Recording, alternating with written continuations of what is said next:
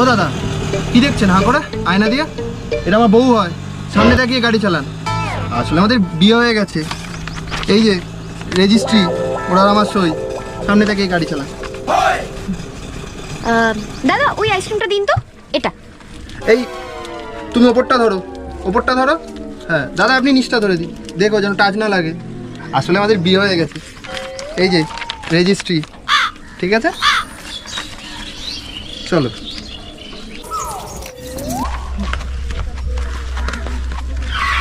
কি দেখছেন দাদা? বাড়ি থেকে নিজের বউকে দেখুন না, এটা আমার বউ, এই যে রেজিস্ট্রি হয়ে গেছে।